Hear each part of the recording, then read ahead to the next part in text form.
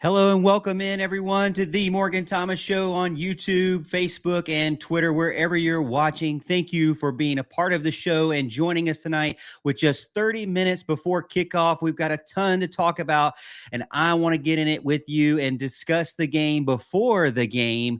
Dabo Swinney and the ACC champions from last season look to continue their dominance in the conference, starting out versus Duke in game one on Labor Day. But wait a minute. You've got Mike Elko and Riley Leonard, a talented quarterback, ready to show the Tigers what they can do. Game starts in about 30 minutes, but hey, before we do, let's talk about it.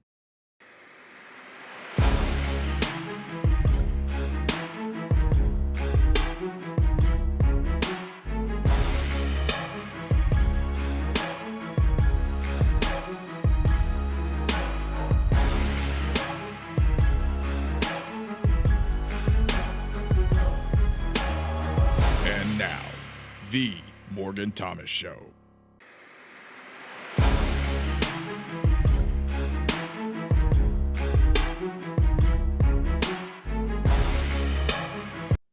Welcome in again. It's Morgan Thomas. It's another football season is underway. Plenty of games have been played already. And now the final game of week one, the game that you all, I'm sure, have been waiting to see. Clemson travels to Duke to play the Blue Devils, and I am excited for it. I know you're excited for it as well.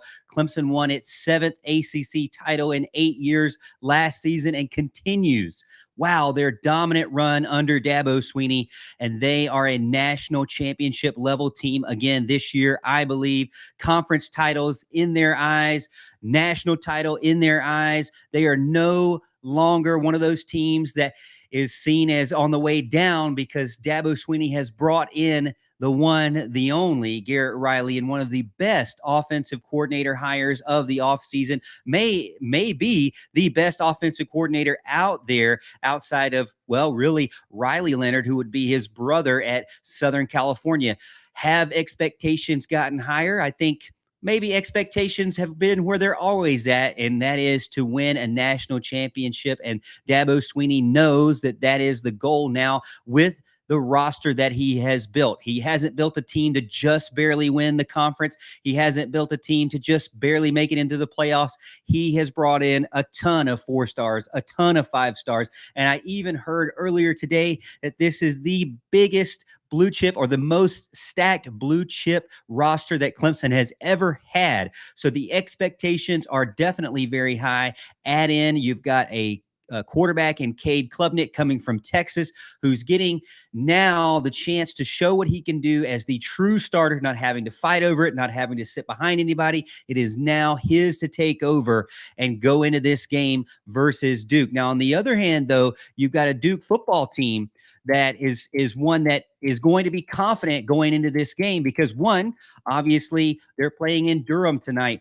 They are ready to show the nation what they can do. And there have been plenty of teams out there so far talking about you, Colorado, talking about you, Texas State, that have come out and shown the world, hey, you know what? Maybe you should take a look at us as well. Mike Elko has done a great job in his first year, big time turnaround, going from basically a losing team to now a bowl team and a team that has a great quarterback and has a ton of guys returning on the offense and defensive side of the ball. It's crazy how immediate the shift was for Mike Elko. He quickly turned everything around, got the roster bought in, brought in some great hires, and he's really put in a great balanced offense with an effective dual threat quarterback in Riley Leonard. Duke shocked the conference last year. Now, I think really it's harder to shock everyone because everyone's going into this game knowing, hey, Duke is not the Duke of old. Duke is not the Duke of, when I was younger, when we were all younger and they were just kind of one of those teams that wasn't very good. A 9-win season kind of puts you on the map. He also won the ACC Coach of the Year last season. So the culture shift is definitely there for the Blue Devils. He's hit the portal. He's brought in some key players. He's brought in some good coaches. And again, I think he has one of those offenses that even this Clemson defense that we know is stacked, we know is extremely talented, is going to have to pay attention to and be focused and execute well to be able to be successful tonight in their first game of this season. It is not a first game warm up. This is an ACC matchup, and I'm excited for it. I hope you are as well. If you're in the chat, please let me know and say hello, because this is my time now for me to say hello to you. And let's get in your comments and questions and concerns and anything you want to talk about tonight, because we only have about, 25 minutes before the game gets started. And I am turning this chat off. I'm turning this stream off. I'm going watching the game. If you haven't heard already, on Twitter recently, I said, hey, I am going dark during games. I am no longer tweeting during games because I just get too emotional. I get too invested and I get too angry at times. And I get just, spur of the moment, like just in the moment thoughts that just pop out, and maybe I should keep to myself. So I'm going to keep to myself. I'm going to go dark on Twitter. I'm going to watch the game, but I promise you I'm going to be studying. I'm going to be looking and seeing what Clemson does. I hope that Clemson has a great game plan. I believe they will have a great game plan. But again, this Duke team is not going to be one to just, sit aside and think you can just going to be an easy win to start the game out. Last year they beat Temple 30-0. They beat Northwestern 31-23. They beat North Carolina A&T 49-20. They beat Virginia 38-17. They beat Miami 45-21. They beat Boston College 38-31. They beat Virginia Tech 24-7.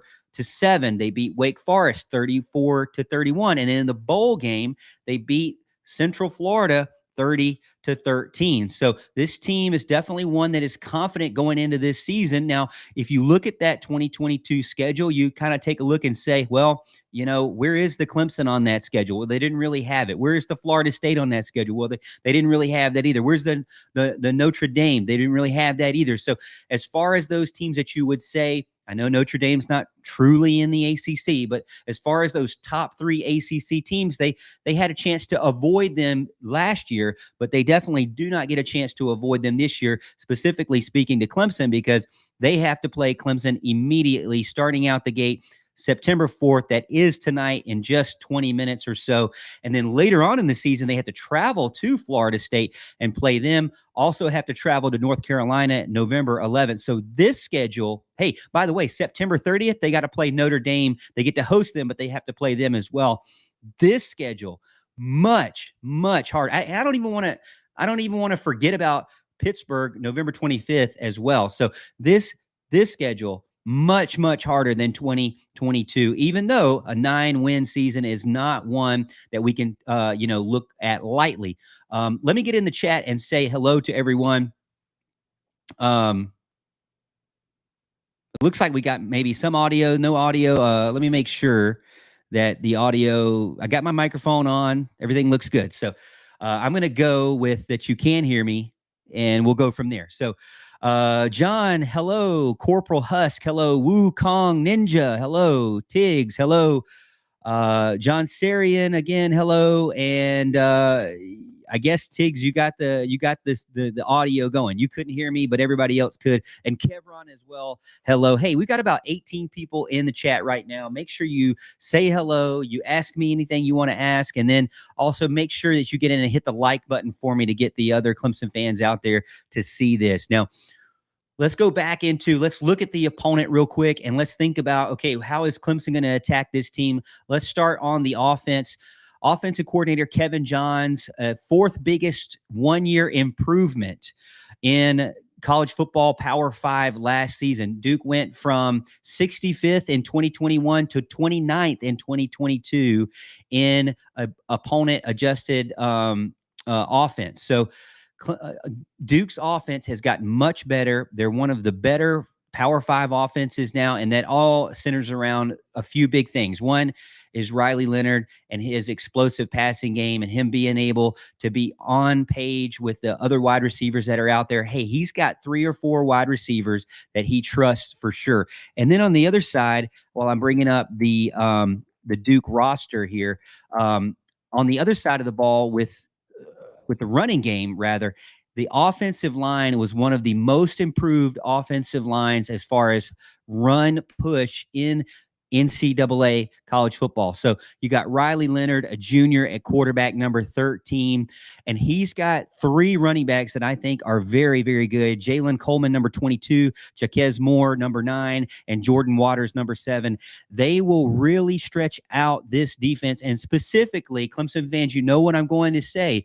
The defensive end position of Clemson is going to be stressed out tonight. I'm curious to see how they respond to the pressure that this running game is going to bring to them.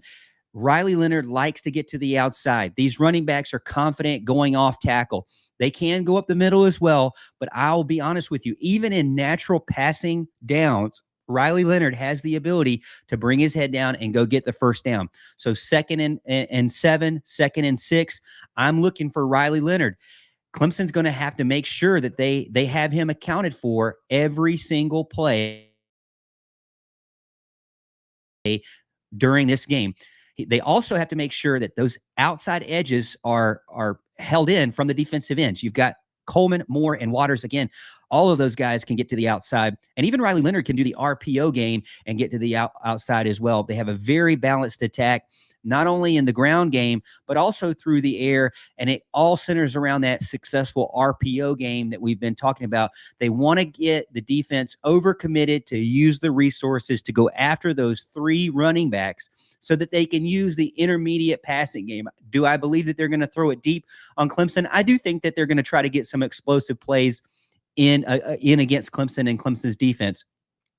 But I do feel like that they're going to have the most success in that intermediate. I'm talking maybe the 10 to 20 yard range, not 20 plus yard range. I'm curious to see how Clemson can handle that going into this game. They've got Shamir Hagans, they got Jordan Moore, and they got Jalen Calhoun. Now, Jalen Calhoun, number 5, and number 8, Jordan Moore, those 2 guys are the guys that I'm going to be looking at the most because I feel like that they can be successful against Clemson. Again, when you look at this Duke offense, they have played together a couple of years now.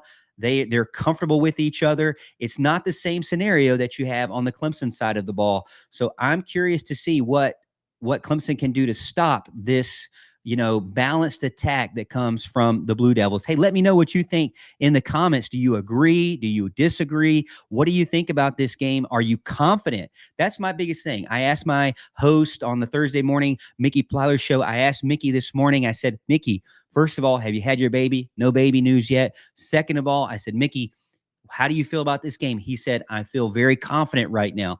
So that was a few hours ago. I'm curious to see what you think, chat. Are you confident going into this game right now with just about 15 minutes before the game gets underway? Are you confident that Clemson can shut down this balanced offense from Riley Leonard this season in this very first game? So, the Cutcliffe era is gone. This is Mike Elko. This is going to be a balanced offense, but still a great quarterback. Riley Leonard is a star. I feel like if he was on Clemson's team, he would have brought Clemson to the playoffs. That's how good of a quarterback he really is. He led all ACC quarterbacks last year with almost right at 700 rushing yards. He had 699 rushing yards.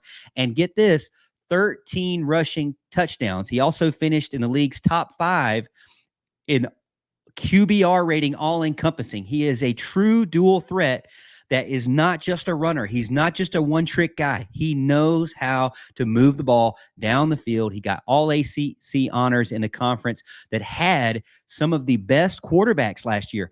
Understand this. Riley Leonard is a great quarterback. If you had him on your team last year, you would be excited about it.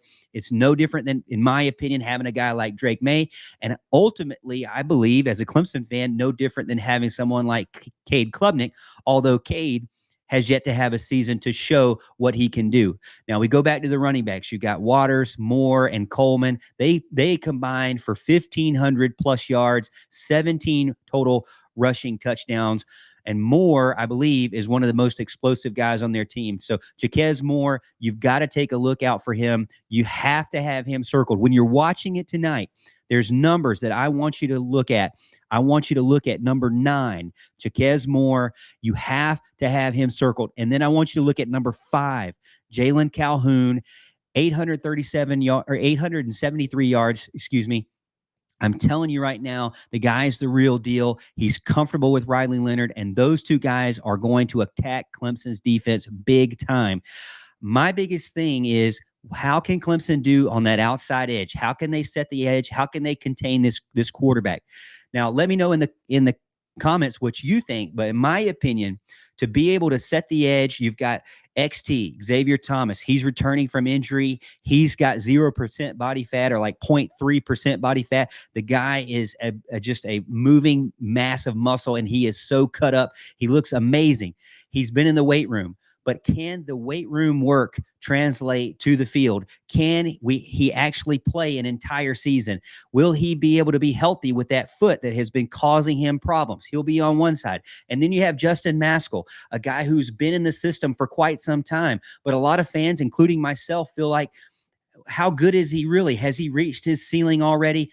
Is he going to be a guy that is going to be someone you have to focus on and double team, or is he going to be a guy that's just easily blocked up? Because we know at times that seemed to be the case for Justin Maskell. So we'll see if he's put in the work this offseason, if he can get more dominant on his side of the ball now that he is the true starter for Clemson. So those edges are big time for Clemson. The other thing is the depth on the edge. After those two guys, you've got a total unknowns. You've got Cade Denhoff. You got TJ Parker. Those guys, TJ Parker is a true freshman. Cade Denhoff hasn't had a ton of snaps at all. So you don't really know what you're getting from those guys. You hope that they will be good going into this season. But this is, again, the very first game, and an ACC game at that. So, and against an offense that is confident, that has played together. And so it's going to be a huge test to the outside for the defensive ends. Now, the one other place that I feel like Clemson can be successful, and they're going to have to be successful in, and that is in the middle linebacker and the weak side linebacker, or the outside linebacker of Barrett Carter and Jeremiah Trotter Jr. Those two guys have really got to have amazing games going, after tonight. I want to see the linebackers really just tearing it up across the field, not only just tearing it up, stopping the run game. Jeremiah Trotter could be a guy like that, but also a guy like Barrett Carter could be a guy who could watch watch Riley Leonard and make sure that he doesn't get away from you. You have to be able to contain him no matter what. All right, I'm going to get in the chat and see what you all have to say. Again, I'm going really fast here because we really only have like 12 minutes to go before the game. We're going to talk about Duke's defense, and then we're going to talk about the outlook of the game, and then I'm going to hang up and we're going to go watch this game because it is time for Clemson to show what they can do. We saw what Colorado could do. We saw what Texas State could do. We saw what Florida State could do. We saw what North Carolina could do. Now it's time for the guys in orange, the Clemson Tigers, to go to Durham and show the nation what they can do under new offensive coordinator Garrett Riley. All right, so we got Andrew Watts that says, Morgan, let's go. I'm excited about it. I hope you are as well. I'm going to get in and throw in your chats. We've got Marcus Looper says, Clemson is ready. You can see while they're warming up. Let's go Tigers. I love it. Great news. Great information. Thank you there, Looper. Tig says, shoot, Woodaz will live in the Duke backfield all day long. You have to hope that Wade Woodaz will also be a guy who is a key player going into this game. What do you think? Is it really all on the linebackers or more on the defensive ends? I would like to say 1 for me is defensive end, 2 for me is linebacker, but maybe it's the secondary. What do you think against this Duke offense? Who has to stop them? What position group has to perform the best this game? Clemson Carson gets in and says, I'm confident, but won't be surprised if we struggle a little bit in the first half. Now, Clemson teams of old, even the ones that were stacked and very talented, seem to struggle a little bit starting things out. So I wonder what will happen going into this game. Maybe it's a first quarter kind of a little bit figuring things out and getting the nerves down and settling in. And maybe it's kind of turning things on in the second quarter on. Hey, maybe it's the middle, what was it last year? The middle 16 or the middle 8, the 4 minutes before halftime and the 4 minutes after halftime. Was it 8 or 16? I can't really remember.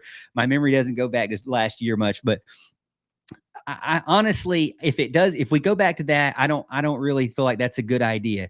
Clemson cannot only be dominant in one part of the game. They need to be able to come out and show.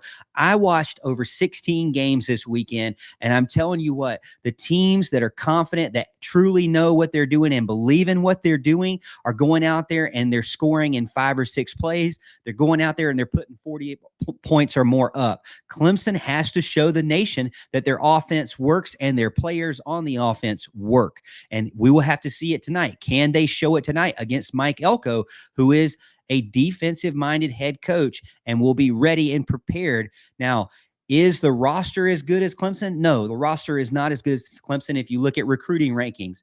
But that doesn't mean that Mike Elko is not going to have these guys ready, because he knows how to improve a team. He obviously did it last year, so you can't take Duke for granted going into this season.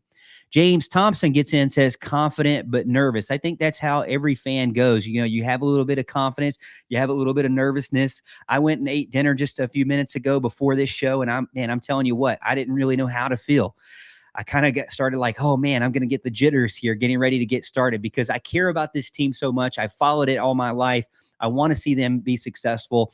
I want to see all the hard work. I remember what it was like when I was 20 years old and I played on a team, and how badly you wanted to see it. And now that I'm older and I don't have a chance to play anymore, I just want it so bad for them, because I know it's just 4 years of your life and it's gone before you know it. Sometimes 5, 6 years for some of these guys, but still it's gone before you know it. And you're in the real world and the game is gone, you know? And so I want to see what these guys can do, because you have a limited time in college, no long-term contracts here, just a few years and then they're gone. So can Clemson finally put it back together to get back to where they were at before, going into the playoffs, being a team that can compete and consistently get back to the playoffs?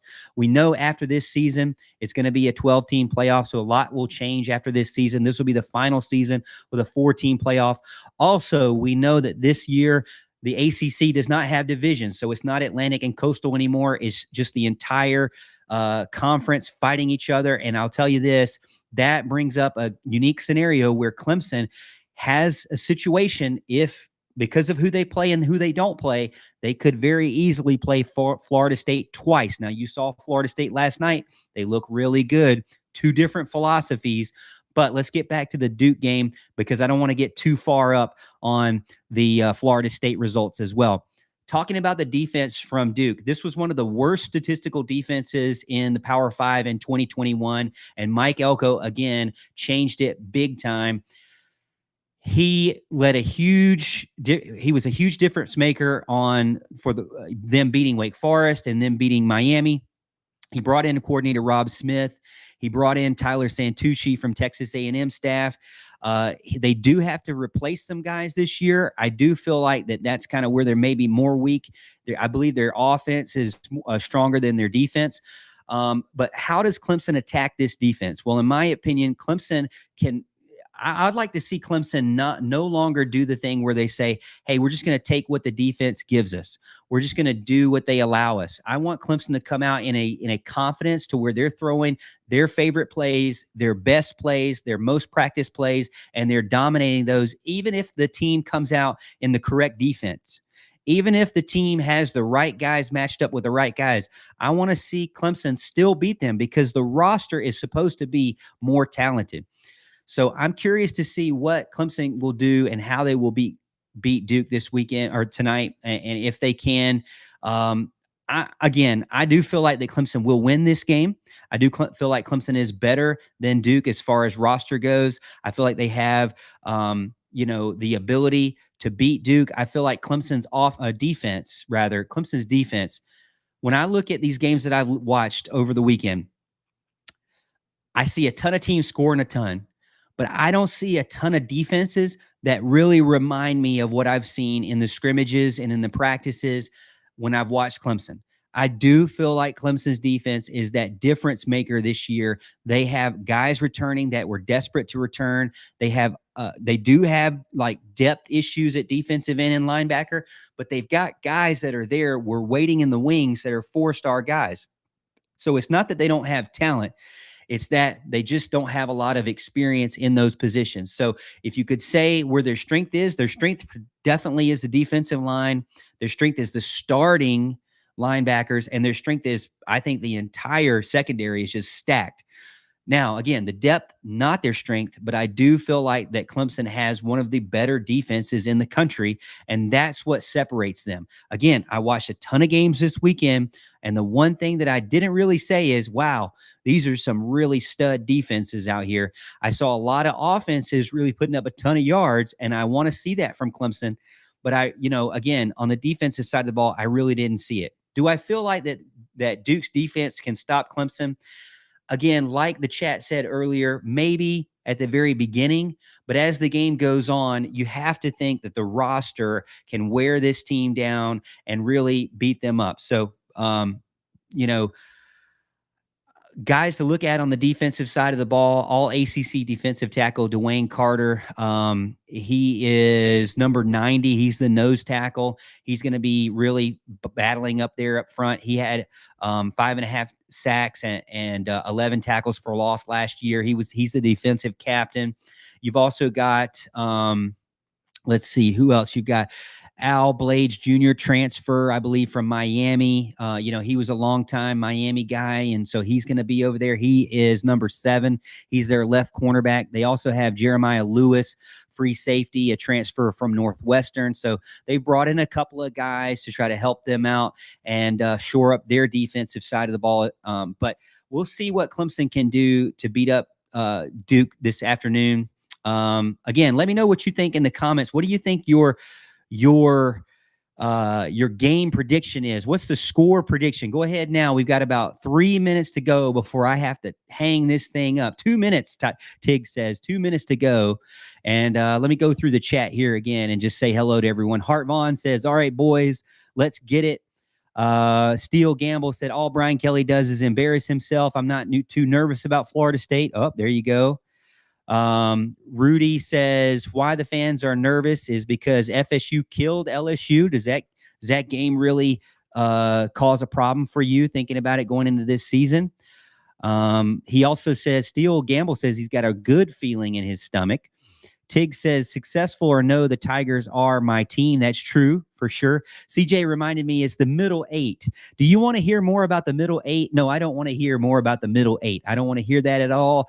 I don't want that. I want to hear an entire 60 minutes of dominance. That's what I want to hear. Tig says he hopes XT stays healthy this year.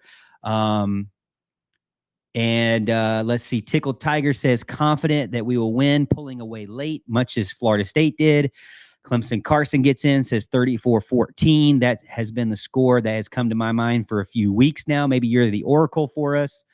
Spencer gets in and says, what's up, Morgan? Huge game tonight. I know it is a huge game for us for sure. Red Martin gets in. What's up, Red? He says, hey, Mr. Thomas, great job. A ton of people getting in and saying hello. Hey, here's the deal. I'm going to go dark. I got about 1 minute, and I'm about to go dark. I thank you so much, all the Tiger fans, for getting out here and getting into my quick 30 minutes. I will see you after the game for another quick post-game show. Hopefully not the kind of post-game show that I'm familiar with, but the 30-minute post-game show after the Duke game tonight. Hey, Tiger fans, have a good night. And as always, we'll see you at the top of the hill.